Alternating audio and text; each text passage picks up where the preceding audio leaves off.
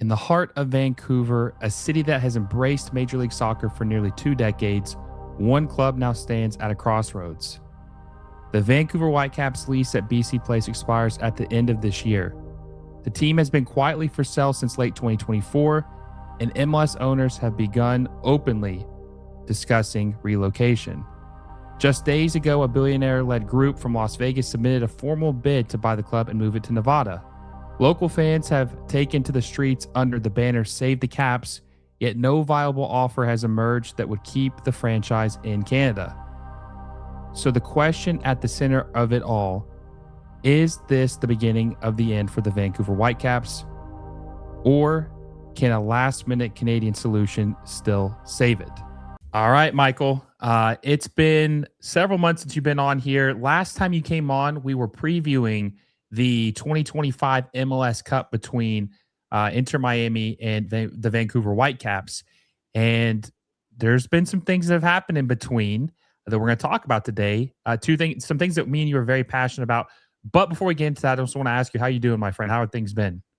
Hey, I mean, all things considered, doing well. Last year was a fun footballing year here in Vancouver. This year, on the pitch at least, has also started to be a lot of fun. And yeah, we'll get into how off it might be playing out. Yeah, so for those of you who don't know, the Vancouver Whitecaps have been up for sale for a while now, and they had an incredible season 2025, and I thought maybe that would help garner some more suitors. Maybe it would help to make them more desirable, but we'll get into all that. But can you just explain to everyone who's listening kind of like what situation we're in right now, like what's going on with the Whitecaps in their club and like them being sold and possibly where they could be moving? I mean, in short, the club's been up for sale since December 2024, officially. It's been before that the owners were trying to see inwardly if there was anyone that would be interested in buying it, and then there wasn't, so then they put it to the wider market. In that time, the Whitecaps say that they've had over 100 expressions of interest in buying the club, but none of them were deemed viable. Now, they haven't explained why none of them were viable, or why they don't get a few of them together to be in a consortium to just go into it together. So that's something we'll get into. Like, they haven't said a lot about a lot of things, really. But the club's been up for sale. The only serious offer that has come in is from a group that it's a Kentucky-based family. They have a farm. They raise horses. The matriarch is thought to be one of the wealthiest women in America. They're the Gustafsons. And the son, Grant Gustafson, is spearheading a bid to buy the Whitecaps and to move the team to Las Vegas.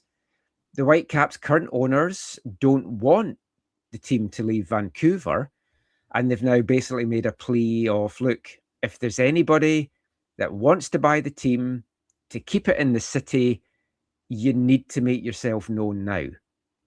And we'll get into a little bit of that as well. That there is a local group that is interested, but very little is known about it because of NDAs. A lot can't be said, but there's a glimmer of hope. I think a lot of people, when the news broke last week that this Gustafson bid had come in and he wanted to move it to Vegas, so many people felt it was a done deal, but it's far from that. It's not a done deal.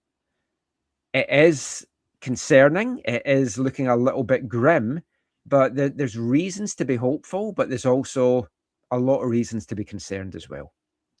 So the ownership group, to my understanding, wants to sell because, and I think they even say this, they just don't have the financial means to really fully operate a current modern MLS team.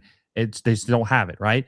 But I think the biggest thing, Michael, and correct me if I'm wrong, is that it's because the lease is running out at BC Place, and I don't think that that's a big part of it. And I think that they've been trying for a long time to get a soccer-specific stadium built somewhere in Vancouver, even if it's a little bit outside the city. And that is the true holdup for why this is kind of going on. Yeah, it's a kind of chicken and egg situation. They're two separate issues, but they're also interlinked. So the Whitecaps, for example, if they got a stadium sorted, whether that's extending the lease with better conditions at BC Place or building their own stadium, that solves problem one. Problem two is the team is still up for sale and you still need to find someone that wants to buy the team. Now, having the first thing sorted makes the team more attractive to find that owner. But if they can't get the first thing sorted, they're not going to find an owner that wants to take the team on without a stadium. So you go round in circles. They're linked. They're separate. Different parties are pushing in different ways. The Whitecaps' main owner, Greg Kerfoot, first of all, we should say, has done so much for Canadian soccer. He's invested in the Whitecaps. He saved that team. This is pre-MLS and USL days, going back to 2000. He bought the club. He invested in women's soccer in the country. The likes of Christine St. Clair and all the top Canadian talent wouldn't exist necessarily to the level that they have without his investment. He's one of the owners that stepped up to help pay Jesse Marsh's salary to be head coach of the Canadian national team. He's invested over $1 million a year in the Whitecaps Academy. So these are all things that's like tick, tick, tick, great legacy.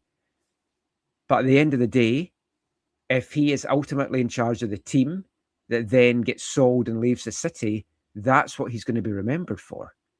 And he doesn't want to do that. But he's getting on in age now.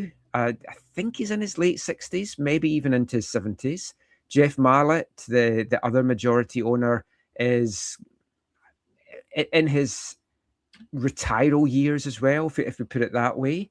And they've both thought, we're doing legacy planning now. We want to have money for our family. So that plays into it, along with them feeling they don't have the funds to take the team to the level that they necessarily want to take them, also known as Inter Miami money or LAFC money. So the original plan was to sell the whole club. Now, they've said in the last few months that they are open to selling a majority share in the team, and they will hold a minority share. So that reduces the outlay that a new owner needs to find, which is also good because the Whitecaps are valued at 450 to 500 million American. It's way inflated in the grand scheme of world soccer. When you can go and buy a lower league English team for maybe 25, 30 million, something like that. North American soccer prices are obscene. Nobody really knows if those values will continue to go up in years to come once expansion stops. But right now, it's a scheme that gets the current owners a lot of money, so it's worth still buying into. But 450 to 500 in this climate is a lot. That amount of money without even having a stadium or anything to call your own, it's just not acceptable for people.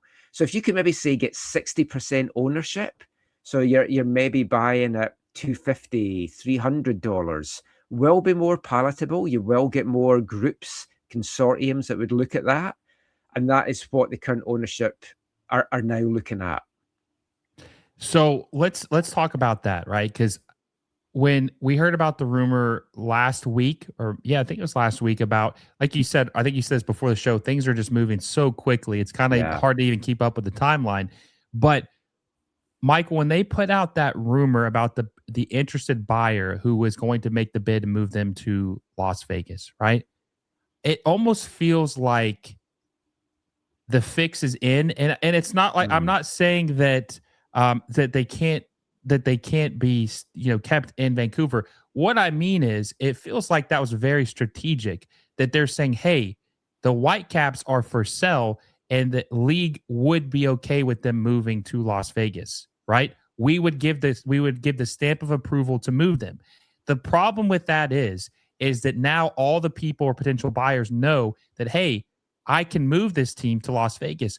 I don't know if I necessarily want to keep them in Vancouver now. So it almost feels like there's some type of collusion now towards like, hey, we're not going to bid unless we have this.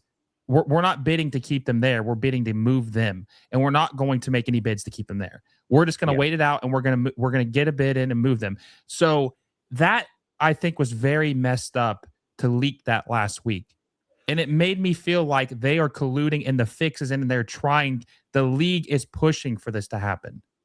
Well, like, to add into that, I'll just put my little tinfoil hat on here as well. Well, first I'll say I'd heard the Vegas stuff going back to late February, March. Someone told me, look, this is the only deal that's on the table. We spoke about it in our podcast, that we'd heard this. No one would confirm anything at that point. What I found interesting, and this is where maybe reading too much into it, but it's hard not to, this all broke last Monday. And we tried to do this last week, but there was so much going on here in Vancouver with FIFA Congress. I was commentating on games. It's been good we've waited, because we've now had another week of craziness with all this. But it broke last Monday, which was immediately after the Whitecaps' last game at home in front of their own supporters until August 1st. Now, that's not a coincidence. That immediately nips protests in the bud for the rest of May, because there'll be some travelling fans at these games because it's all Western teams are playing in May, but you're not going to be having a big protest like we saw the game before with the Save the Caps and the Tifo and all the flags and the signs that were getting held up in a big march. So that was definitely strategically timed. And then you kind of have to look, who leaked it? Did the league want it leaked to try and put pressure on the BC government to get a stadium deal done? Did they want it leaked to put pressure on some buyers in Vancouver to then come forward if they were maybe sitting on the fence? Did the Vegas group leak it because they wanted to kind of put that out there and kind of turn the heat up a little bit? Any of them could be true. All of them could be true. The timing really was fishy. And the way things quickly escalated after that, even more so. Because then you have on Thursday, Sportico breaking the news that it's who's behind the Vegas bid, naming people that are behind the Vegas bid. And for that to come out so public so soon was really strange. And again, you can look at that in a number of ways. One, the fact it came out in Sportico and not, say, The Athletic, who I think we all know get leaks from within MLS clubs and MLS itself. I don't know that the league necessarily wanted that out there at that point in time. A prime example to back that up is I was at the FIFA Congress on Thursday. Don Garber was there. We were chatting with the MLS officials, and it was like, okay, Don will meet with local media this afternoon at 2:30. That news came out, that meeting got scrapped. We tried to speak to him on the way out of the Congress. He put his head down and went down the escalator. Now, that's not like Don Garber to be like that. For what you think of him, he will come and face and he will come and talk. And if it benefits the league, he wants to talk. So that makes you think they didn't want this to come out or be handled the way it came out. And they're kind of losing the narrative a little bit here. So they need to get all their ducks in a row. So that is also then concerning. So I don't necessarily think it means that the fix is in, that they're definitely going to move. But I think it does turn the heat up now on someone to come forward. And no one's officially said there's a deadline to this, but there's clearly now a deadline. Either the Whitecaps have to find a local buyer, or MLS are going to say to them, look, this can't go on.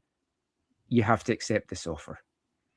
Well, I want to touch on that too, but before I do, I want to say that there has been some people, maybe some accounts on Twitter or X or wherever they are, saying that I want the Whitecaps to move because of something I said before to Vegas, and I said that to this account sarcastically, more as a dig at him. I don't genuinely want that to happen. I've told you this many times, on camera, off camera, that I don't want the Whitecaps to move. I've been posting a lot recently, save the Caps. I've seen people online in America say they want the Caps to move to the U.S., and I don't want that to happen because the history, and I just don't believe in it. We would never see this anywhere else in the world. I think maybe one team in England has done it. Well, yeah, and funnily enough, it's my team. Yeah, right. It's AFC Wimbledon as they are now. Wimbledon that they were got bought by an ownership group that moved them to Milton Keynes, and then Wimbledon rose again from the ashes in non-league and are now in the Football League. And next year they'll be playing each other once again. Hey, everyone, quick word from our sponsor, FanDuel. If you're into soccer like I am, you already know how exciting La Liga, the Premier League, and MLS matches can get. With FanDuel, you can make it even more fun by placing bets on your favorite teams and matches across all three leagues. Whether it's a Premier League showdown, a La Liga thriller, or an MLS game with your local club, FanDuel makes it easy and exciting to bet on what you watch. Just remember, you have to be 21 years or older to play. Please bet responsibly and only if you're of legal age and in a state where it's allowed. Download the FanDuel app or head over to fanduel.com, sign up, and get in on the action. Thanks for supporting the channel through FanDuel, which is crazy, right? But that's like an outlier. It does not happen. Like, could you imagine if Betis moved or Madrid moved or Bayern Munich moved or Dortmund? Like, it doesn't happen. It doesn't even matter what level of the pyramid this teams are in. It does not happen anywhere else. Especially, no, but that also, like, just on that is why, especially over in Europe, people look at MLS and they won't take the league seriously. Now, I love the league. I think it's great quality. I'm constantly telling folk back home in Scotland, your view of the league is not accurate. This is a top league. Now, having someone like Wilfred Nancy then go over and make a mess of it at Celtic didn't help with that narrative, but it's a good league. But when something like this happens, it just makes it look like Mickey Mouse, and the rest of the world won't take it seriously. I mean, I don't think any fan should have to worry about their team up and moving, especially a team that's been in the city since 1974. Yep. That's when so they've been a part of the city for 52 years, and fans have to worry about if they're going to lose their club, which would be devastating, right? It's just unthinkable, that could even happen. And I want to say about the fixes I just feel that I don't know necessarily if it is the league, but getting this narrative out about Vegas being possible, it does feel like they're trying to stack the deck against Vancouver because they're going to think that they have more buyers interested if they have a chance to move to Las Vegas, which is sad. And I do hope that someone rises to the occasion, which we'll talk about here in a second, about maybe maybe some parties interested. You mentioned earlier about maybe not having to buy the majority of the team, but not 100% of the team. You could be maybe 55, 60% of the club, because you said that some of the current owners are willing to keep a stake in the team, not necessarily sell the whole entire thing. But it just felt very, very grimy, dirty. The whole sequence last week just stunk to high heaven, man. It just did not feel right. And I don't know. I got a bad feeling about it. The whole sequence. Yeah, that's fair. The thing is, once the news came out on Monday, then news came out from somebody here that is respected in local circles for what he's done business-wise, that he had heard, and this surprised lots of people, especially the media covering the team, because none of us had heard this, but it turns out to be actually true. And the reason we haven't heard it is because of NDAs in place. But he came out and said, I know that there is a group interested and they're trying to get funders and investors together to put in a bid. And I think that's then what sparked the Vegas group to say, right, we need to go public with this and put our name behind it so that everyone knows how much money we have. Because the MLS owners, like, for what you think of billionaires and millionaires and multimillionaires, first of all, they're not our friends. They're not here for you and me and the normal person in the street. They're there to make more money. That's how they've got money. They've got more money than they'll ever need, but they still always want more. But that is what the league owners want. They want those kind of people in the league because it's like, hey, high rollers, let's get this money in the league. So to then go public with that puts the ball back in their court a little bit. And it's like, okay, if there's interest locally, and this is genuinely what I think is the play here, that they've been like, okay, there's interest locally here. Let's try and do an Austin. Let's look as if we're buying a club. And then if it goes ahead, great. We avoid the expansion fee. yeah, we'll have to pay a relocation fee and the ownership fee, but it's going to be way less than if we bought into the league. So if they do that, tick, they've won. But then if the Whitecaps then find a local owner, they've got so much out there and this plan of everything they want to do. How are the league going to turn around and say, yeah, we don't want you in the league now? They're clearly going to give them the next expansion. So either way, this group is getting into Major League Soccer, whether it's buying the Whitecaps or as a new expansion team, and it's trying to take something out of the Austin playbook. So I'm not exactly sure how the politics work of Canada, British Columbia, Vancouver.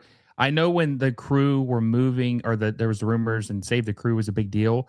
The Attorney General of the state, I think he's the current governor now. His name is Mike DeWine. He sued the club and did everything he possibly could legally to stop them from moving, and that was successful. And it ended up happening to the sequence you said about paying a relocation fee, and then they sold the team.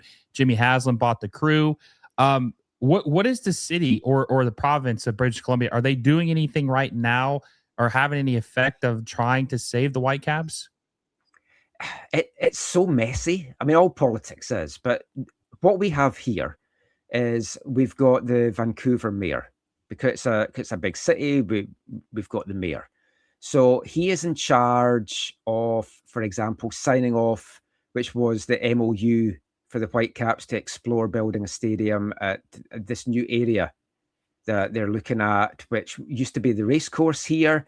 It's getting knocked down, so the Whitecaps have a chance to build a stadium there. So the mayor has signed that off. And if you speak to the mayor, as I did on Thursday, and it's on our latest show, he'll tell you they've done everything they can. And now it's up to the province to step up. So he feels the city's done what they can. It's now up to the province. And why the province is important, and for folk in America, the province is basically the state. So it's the same thing. We just call them provinces as opposed to states. They own what's called a Crown Corporation company. So it's owned by the BC government, called PAVCO. And PAVCO own the land and BC Place Stadium. So they own it, they operate it. Up until this year, they took all the concession money, or maybe gave a little bit back to the Whitecaps. They took the parking money, they charged for rent. So they made money out of the Whitecaps that added up to about $2.5 million a year.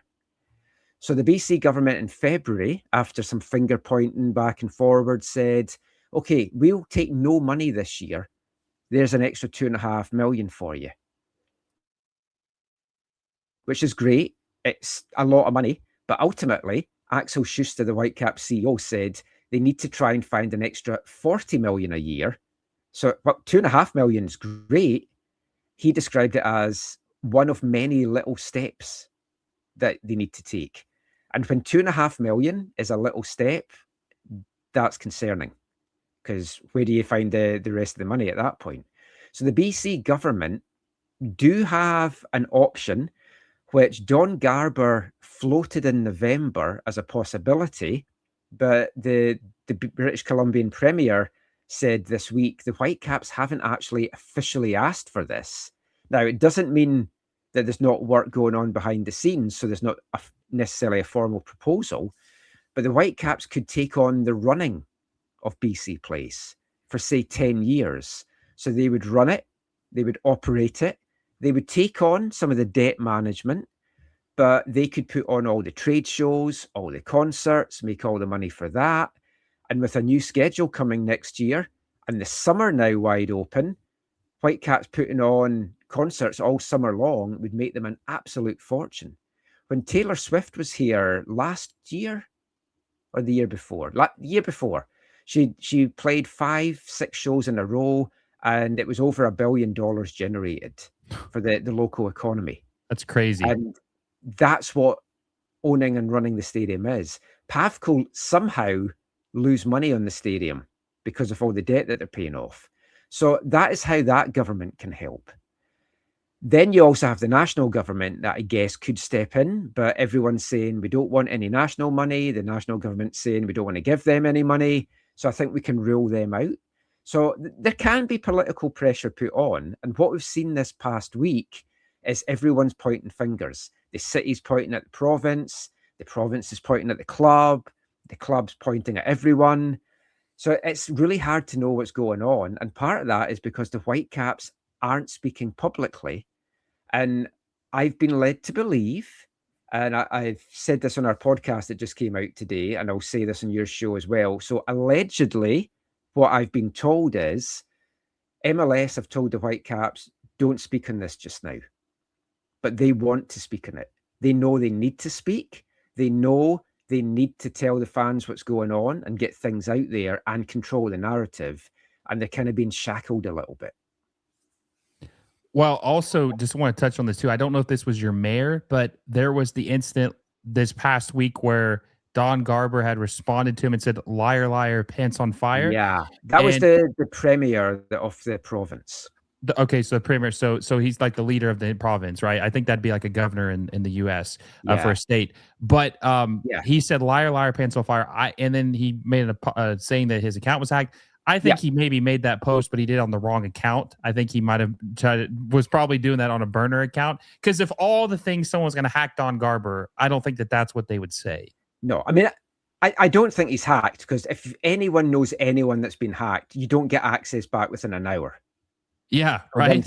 I genuinely don't think he posted it, but I genuinely do think somebody that has access to his account forgot to log out and posted something. Now that could be true too. Yes, it was probably someone with access to his account that forgot to log out or switch to their other account. Okay, so ownership group, right? We want to save the Caps. We want them to stay in Vancouver. It's very important. I feel like I just recently did a video about Montreal, and I don't want to spend too much time on them, but they're a mess too.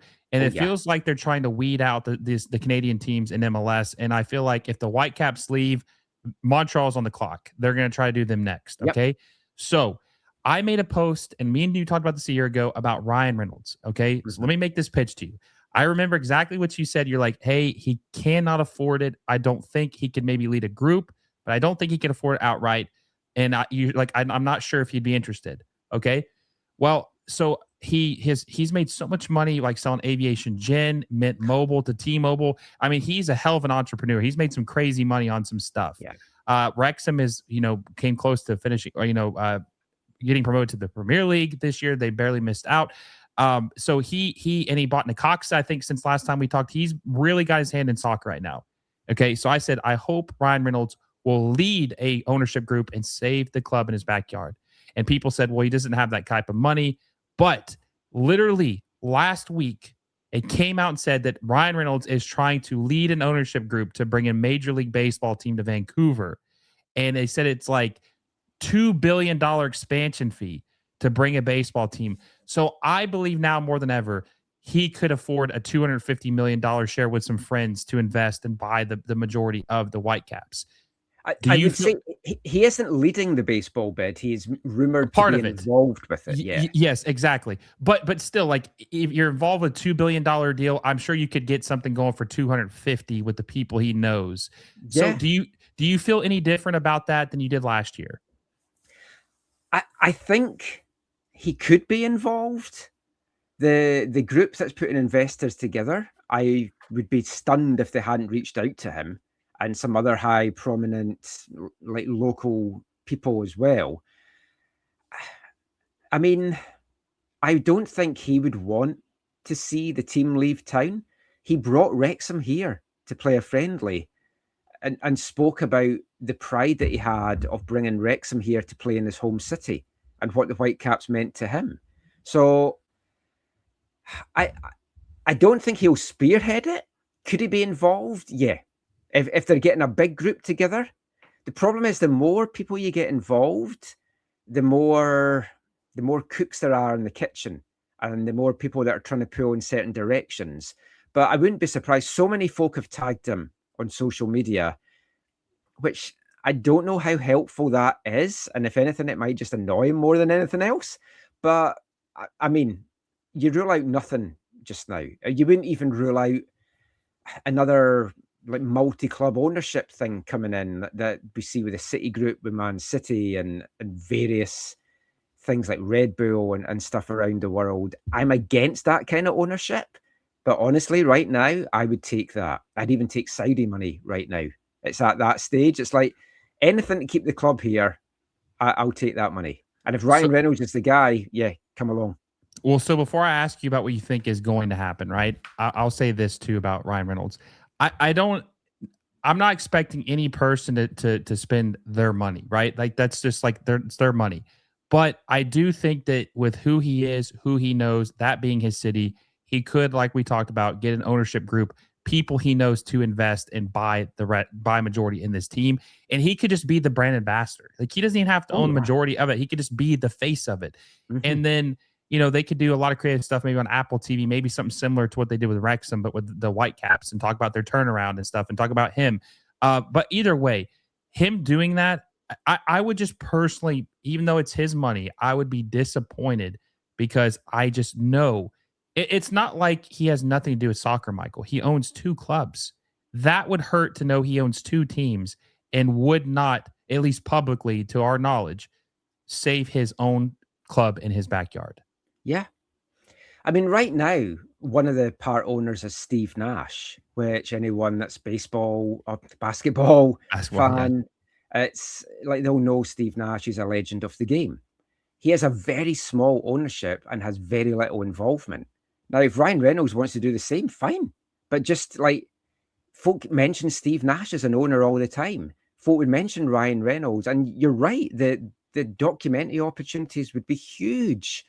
I feel the Whitecaps wasted an opportunity in not doing here's Thomas Mueller, let's do a documentary on Apple or something around that. But still time to do stuff like that, and have launched a new documentary series today, funnily enough.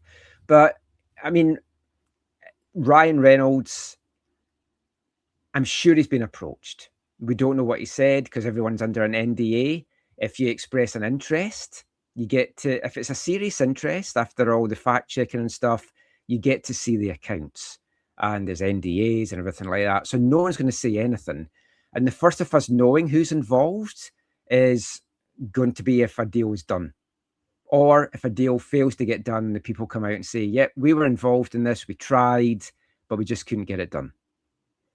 But the Whitecaps need to come out and say what they're needing, what they're looking for, and just what needs to happen next. And that has to be the next stage of things here. So you and I are both save the caps. Hopefully everyone can gather that with what we said online and on this episode. But to close it out, I want to ask you, what do you think is going to happen ultimately with this team? I've gone back and forth on this over the last week with everything that's happened. So at the start of last week, I was over the 50% confident that they were going to stay. I'd maybe say be 60-40, so still not overly confident. That had come down from about probably 75% confident when that statement came out last Monday. I was still like, 60%. When the news broke on Thursday, naming the Vegas guy, I was down below the 50% that they were going to stay. I'd maybe be 60-40 that they're going to go. But just from various discussions I've had this week, people telling me what they can about the investors group that want to be part of this, I'm back in the 60% thing. I think there's a chance that they'll stay. I'm not saying it's a great chance, but there's a good chance. But things need to happen quickly. People need to come forward, and we just need to let this play out while still protesting, making our voices heard. For fans across the league, your support has been greatly appreciated by everyone here in Vancouver. The banners, the chants, the posts online. Put pressure on your own owners to say to them, look, we don't want you approving this. We are against this. And if you approve this, we will act accordingly against your interests. Whether that is like not buying merchandise or whatever, which is a tough ask, I understand, of other markets. But the short answer is, I think right now, I'm confident enough that they will stay, but I wouldn't put a lot of money on it. So this is something I've been thinking about too since we talked about doing a show early last week. Um, I I feel like I'm 50-50 just because I think MLS really wants a team in Vegas, whether they'll admit that out in public or not. They want a team. And I feel like if the league tips the scale even a little bit, that it's going to get what it wants. And I don't want that to be the case. I hope that they do a fair process and actually vet as many people interested in buying Vancouver to keep them in Vancouver as they possibly can. I hope they're not telling the ownership group, hey, we want to move them to Vegas. Do not talk to any suitors unless they want to move them to Vegas, like the gentleman you mentioned from Kentucky, right? You said it's like yeah. So I want to say it's 50-50, but I do think that the best ball that the club has ever played the last year could not have came at a better time, and it Yep. makes it harder and harder because there's going to always be supporters of a team no matter if they're good or bad. But you and I both know if they're playing well, it's going to have the support at an all-time high. It's just the way it is in sports, right? So their support is at an all-time high, and I feel like it's going to be tooth and nail, hardly fought to get this team to move out of the city. And I'm going to do everything that I can, as much as I can, to make sure that doesn't happen. I'm going to post about it. I'm going to talk to people like you. I'm going to do everything I can to make sure that this doesn't happen. And if you were going to, just to close it out, if there was any piece of advice you'd give the Whitecap fans out there of what they can do, what would you tell them to do? Just keep making your voices heard and put pressure on your local politicians. Let everyone know that you don't want this club to leave.